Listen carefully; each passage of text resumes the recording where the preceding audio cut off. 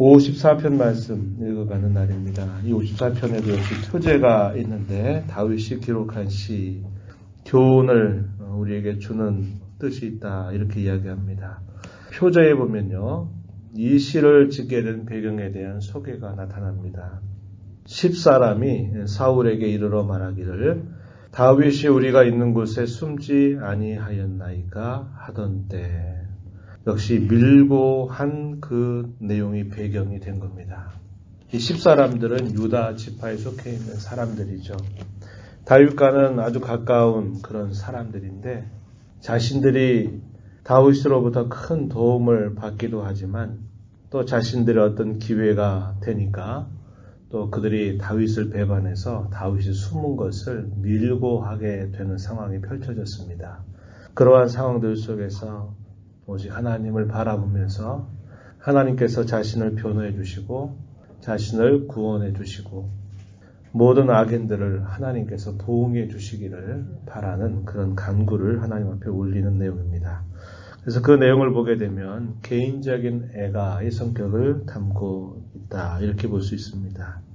우리가 읽어가는 시편의 여러 곳에서 다윗이 도망하고 있는 상황들 속에서 큰 위기 상황 속에서 하나님 앞에 간구 올렸던 그런 시편들이 여러 편들이 있습니다. 약 학자들이 이렇게 구분해 보면 약 8편 정도의 내용이 이 150개의 시편 중에서 다윗이 추격을 당할 때, 특별히 사울에 의해서 추격을 당할 때 기록한 시편들이다 이렇게 소개를 해줍니다. 그러한 시편들 중에 또 하나, 이것이 54편의 내용이 되고 있다 이렇게 볼 수 있겠습니다. 10사람들, 이 사람들은 다윗으로부터 큰 호의를 입었어요.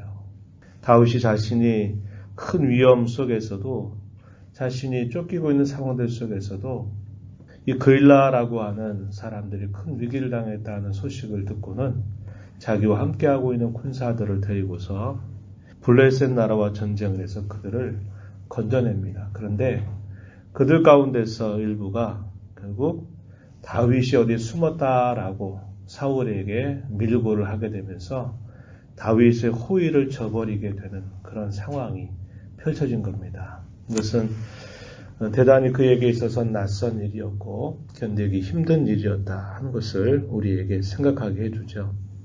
바로 그러한 배경 속에서 하나님께서 자신을 변호해 주시기를, 자신의 이런 상황 속에서 건져주시기를 간구하는 내용이 표현이 되어 있습니다. 1절 말씀 한번 보시죠.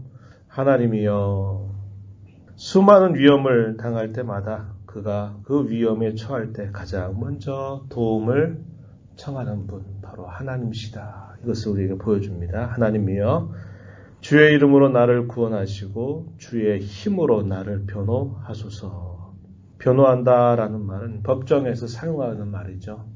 시비를 가려달라는 겁니다. 누가 옳은 것인지, 어떤 것이 더 분명한 사실인지를 가려내달라라고 말하는 겁니다. 마치 하나님의 법정에서 참되신 재판장 되시는 하나님께서 이러한 상황을 변호해달라, 살펴달라라고 간구하고 있는 겁니다. 그는 자신의 어려움 가운데서 호의를 베풀었어요. 자기 목숨을 걸고서 대적 나라로부터 그들이 처해져 있는 위기에서 벗어나게 해 주었는데 도리어 그러한 호의를 악으로 갚아버리는 그런 상황에 처하게 된 겁니다. 얼마나 억울한 일입니까? 바로 그런 상황 속에서 주의 힘으로 나를 변호하소서, 이렇게 간구를 올리고 있습니다. 하나님이여, 내 기도를 들으시며 내 입의 말에 귀를 기울이소서. 이러한 간구를 하나님 앞에 올리게 되는 상황에 대하여 3절에 보면은 이렇게 표현했습니다. 낯선 자들이 일어나 나를 치고 포악한 자들이 나의 생명을 수색하는 상황입니다. 이렇게 표현하고 있습니다. 낯선 자들, 너무 낯선 일을 한 것이죠. 그렇죠? 참 많은 도움을 주었음에도 불구하고 그 도움을 되려 악으로 갚아버리는 그런 사람들의 모습. 물론 다윗이 구체적으로 알지 못하는 사람들이기도 하지만 그가 이렇게 당한 일들은 참으로 낯선 자들이다, 이렇게 충분히 여길 만한 것입니다. 그러한 자들이 일어나서 나를 칩니다. 포악한 자들이 나의 생명을 수색합니다. 사울과 그의 모든 군사들을 대동해서 끊임없이 이 다윗을 잡아서 처치하려고 하는 자들, 그러한 자들을 포악한 자들 이렇게 설명합니다. 나의 생명을 수색한다.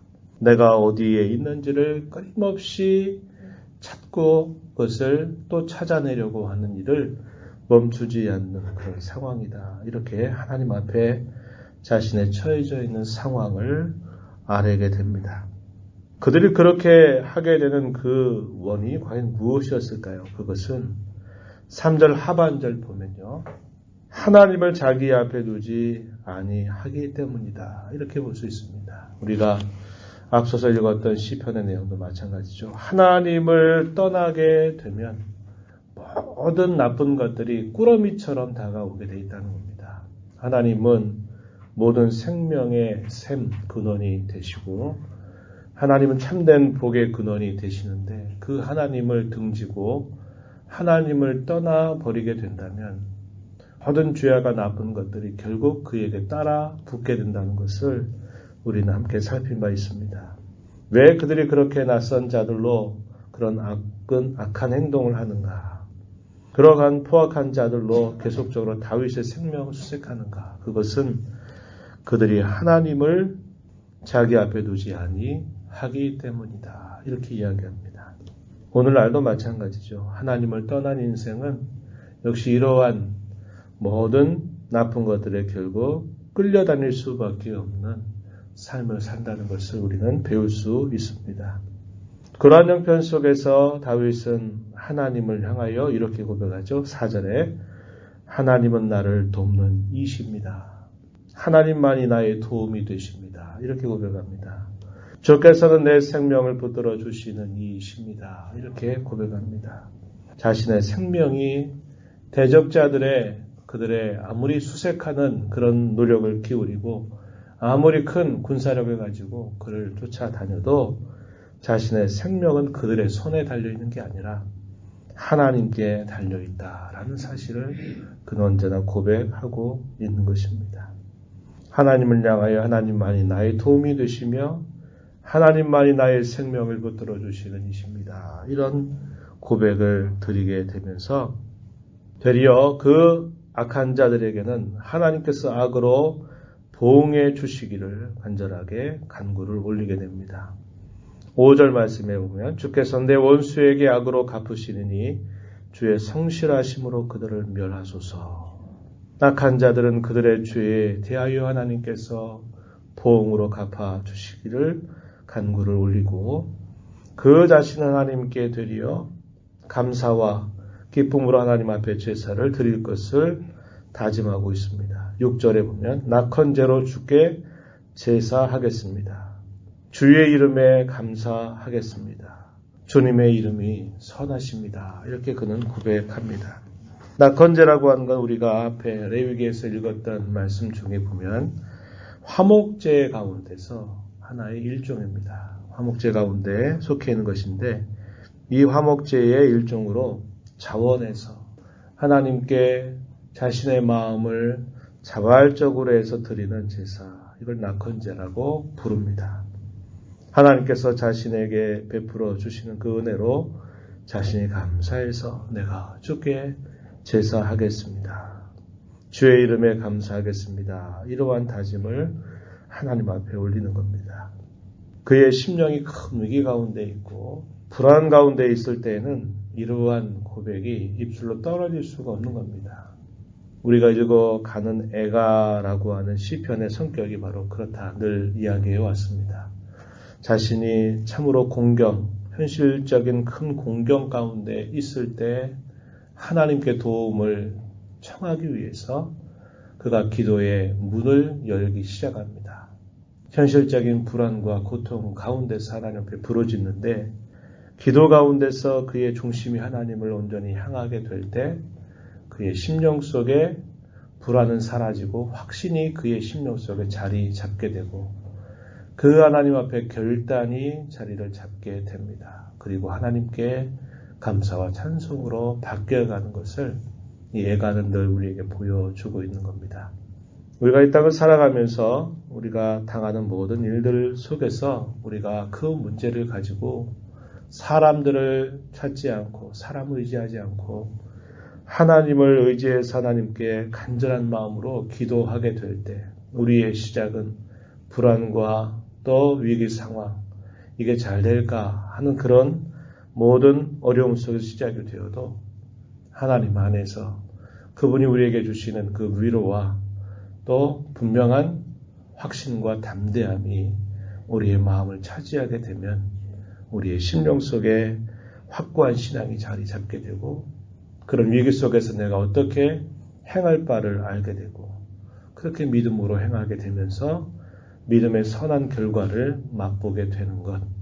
우리가 이 땅의 성도로 살아가면서 늘 경험하는 우리 신앙의 경험입니다.